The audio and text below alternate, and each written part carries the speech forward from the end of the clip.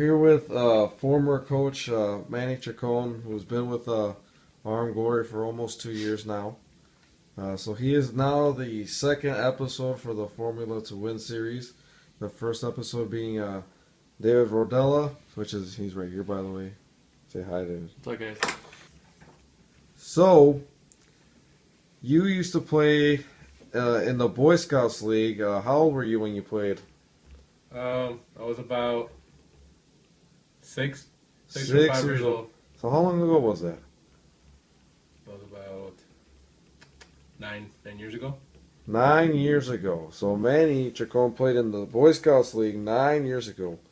So interesting question. What is the difference between the Boy Scouts League 9 years ago and the league now? Well, how I interpret it is that in the league when I was there, it's kind of like it was still working its way, like working its foundation up, trying to make it as competitive as possible. It wasn't as competitive as it is now. The teams are definitely more competitive, much more better players now than it was when I was playing there. All right. So what about the tournament? Can you explain how the tournament was different? The playoffs? The format was if you lose 2 games or so, if you lose 2 games, you're out of the tournament instantly. So it was difficult for me to understand exactly how the format of the tournament was. But wasn't it all day? Oh yeah, all day. Yeah, all day. The tournaments back then were all day. So who did you play for? No, I played for. I don't remember the true number. Coach Juan knows it best, but I played for Delfina's team. 740. 740. So you played for 740. Were they as bad as they were back then, like now? We were a little bit bad, but I think the fitness team it is today it's much more better. So you've been with Arm Glory for almost 2 years, and you've been more of a behind the scenes kind of guy. So when Coach Juan asked you, what made you say yes to Arm Glory? Well, What made you help everyone out? Well, Coach Juan was looking for a coach who can teach the defense to be more aggressive and just overall better. How should I say? Better, more organized. More organized. So he asked me if I could be his defensive coach and teach the kids a little bit more about aggression and one-on-ones and take-ons, and I was more than happy to take the opportunity to do it.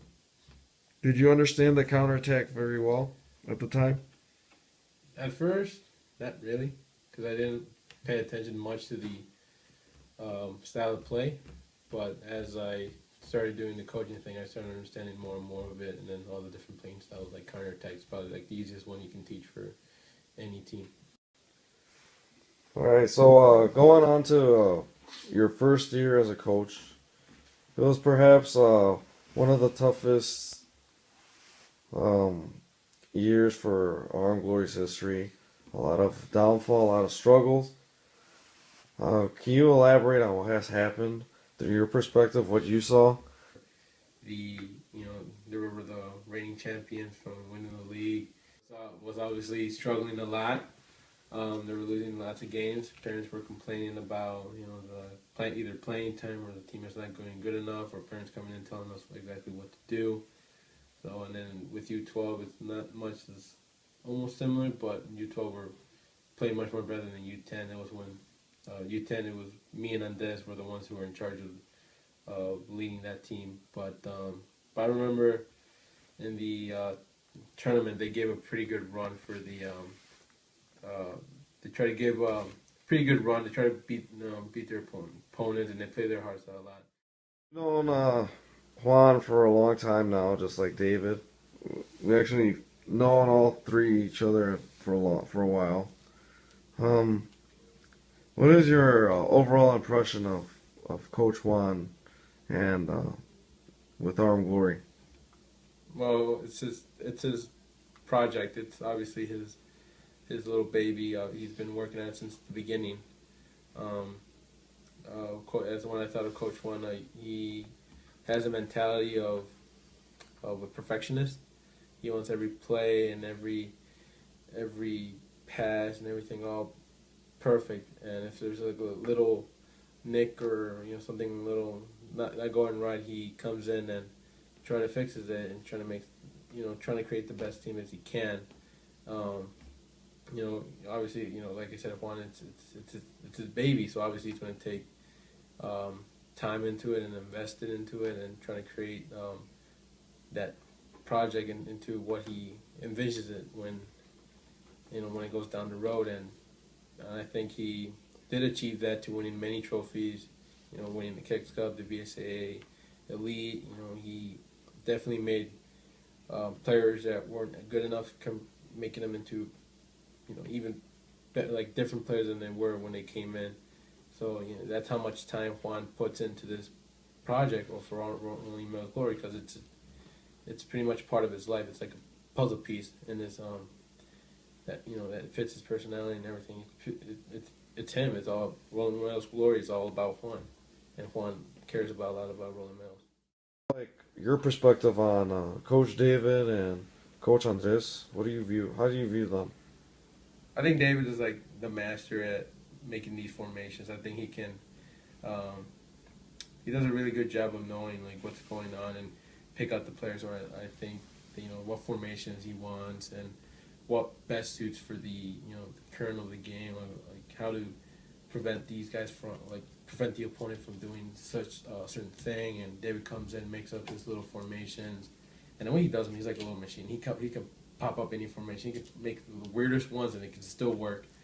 And but yeah, I think David's pretty much. I would say he's like kind of like the brains of the little operation that we have, or that Rolling Meadows have. So for the fact that he can make up these just crazy formations and suggest them to Juan, and then Juan can, most of the time will get the approval.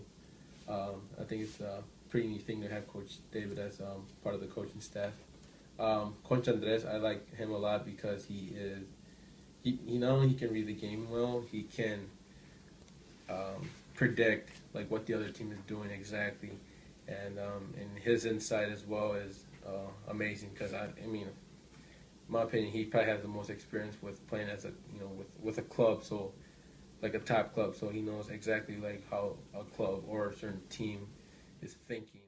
Are aware that Coach Juan has decided to end his reign with Arm Glory.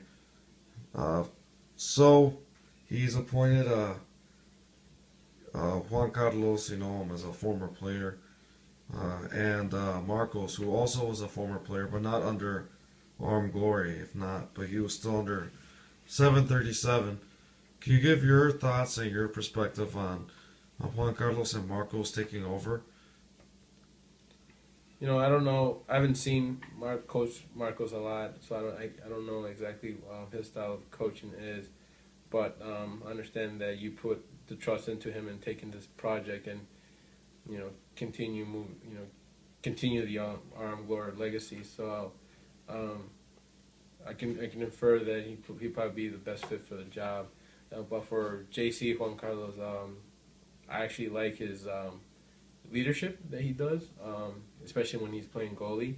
I really like the fact I feel comfortable with him being goalie, and then because he pretty much organizes the defense, and I like the way he motivates the other players, barks at them. It's kind of like that he's a motivator type guy, and that's why I always enjoyed watching Juan Carlos play, especially when he's playing his goal. When he's playing goalie, and and especially in those big games, he always shined for me. In my eyes, he's like top player for me. So for the fact that Juan Carlos is going to be the assistant coach, I think it's a good decision for Coach Juan to put the faith and trust into JC as well.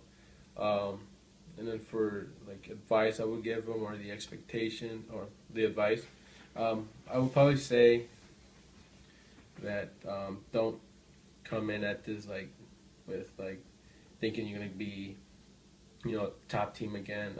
Always try to be at the bottom. Think of yourself like you're at the bottom and work your way up, because it's going to be your first season, and then at the same time there's going to be expectations that's going to go through the roof because of what Arm Glory did and what Coach Juan did with Arm Glory. So try not to get those expectations to overwhelm you, and at the same time, think of yourself as starting from the bottom, then you'll work your way up.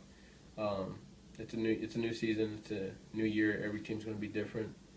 So if the team's not doing as well as it was before, think of it as a new season, as a new fresh start, and like I said, just work your way up.